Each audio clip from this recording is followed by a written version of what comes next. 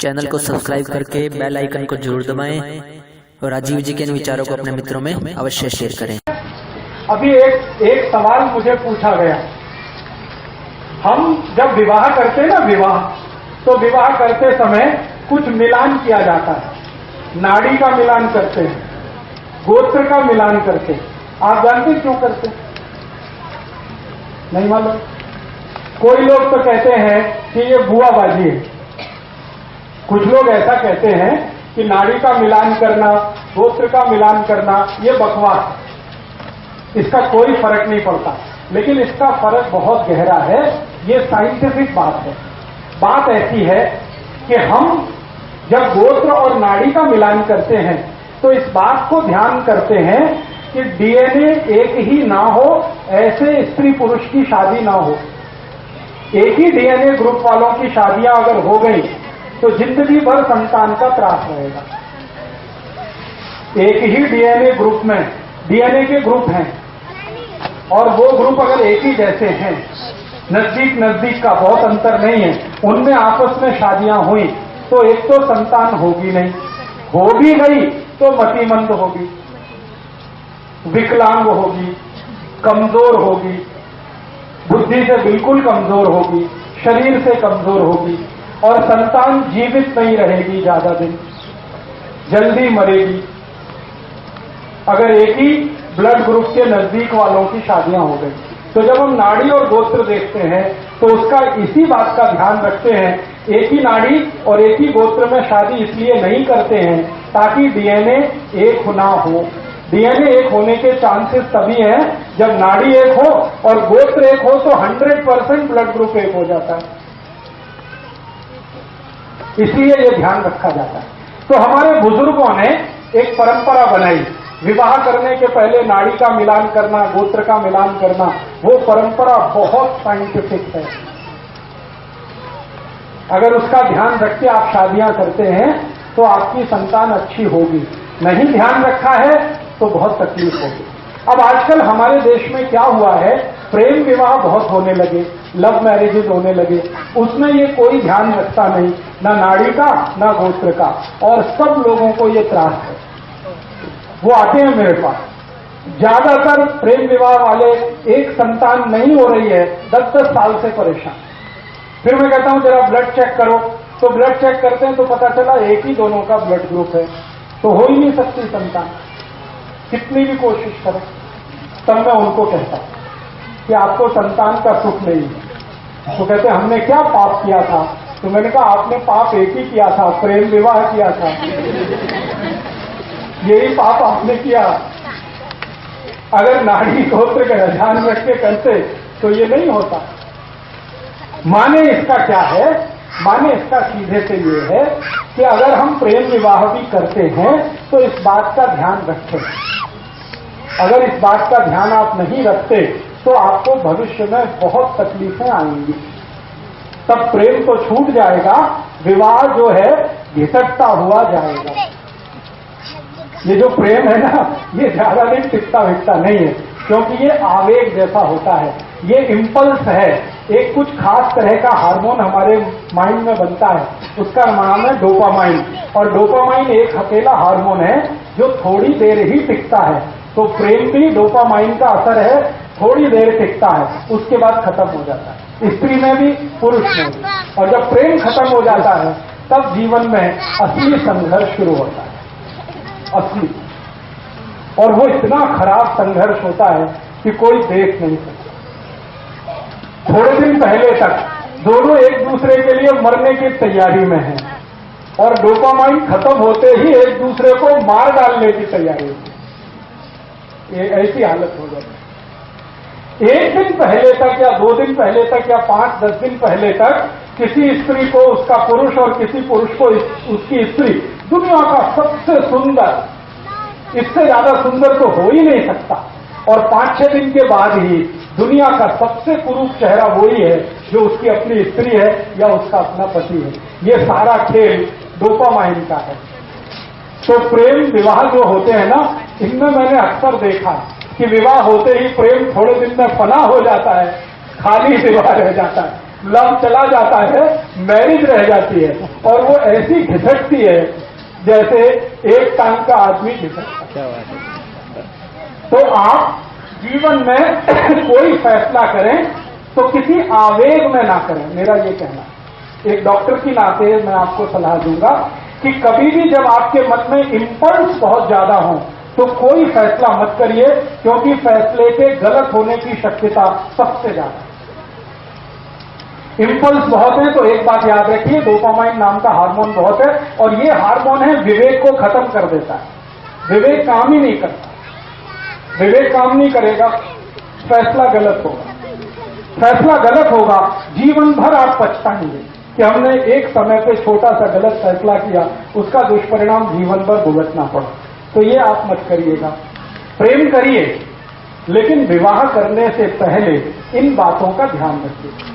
मैं ये नहीं कहता कि प्रेम मत करिए, प्रेम तो बहुत आवश्यक है जीवन को आगे बढ़ाने के लिए, ले जाने के लिए, लेकिन प्रेम का आवेग खतरनाक है।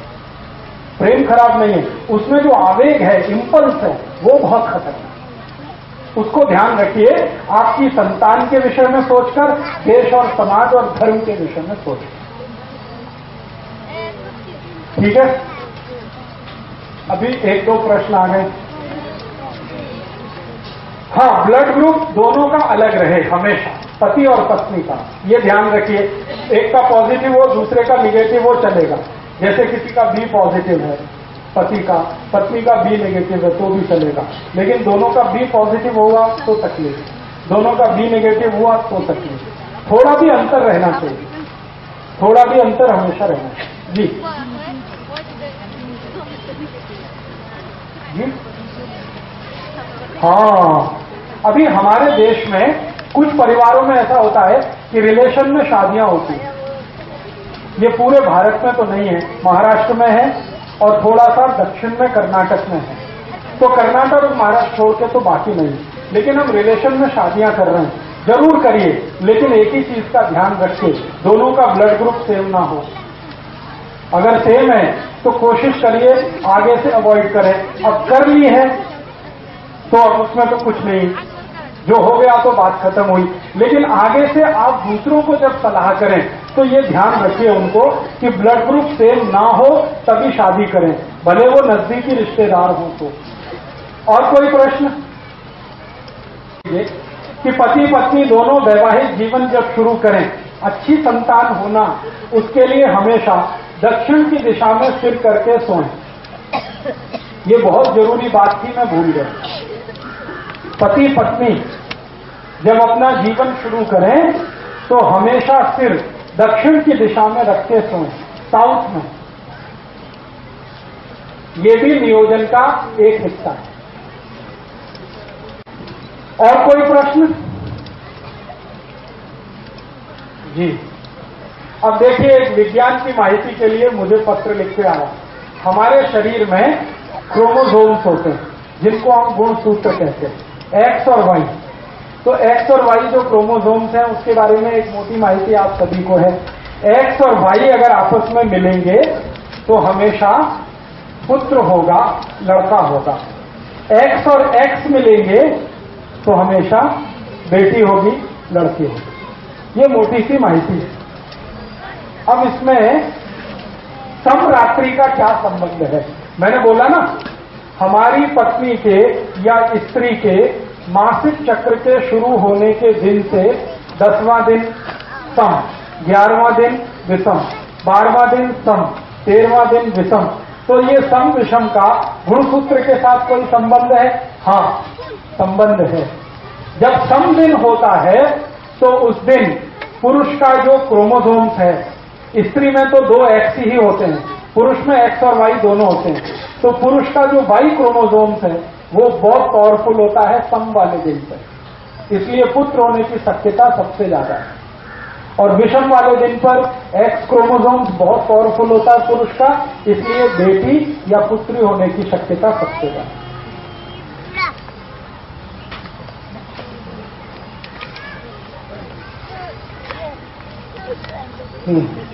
अब देखिए, एक बहुत अच्छा सवाल है, वो सबके लिए मैं बोलना चाहता हूं। स्त्रियों को जब मासिक पाड़ी आती है ना, तो घर के जो पुराने बुजुर्ग हैं वो बहुत सारे कड़क नियम पालन करवाते हैं।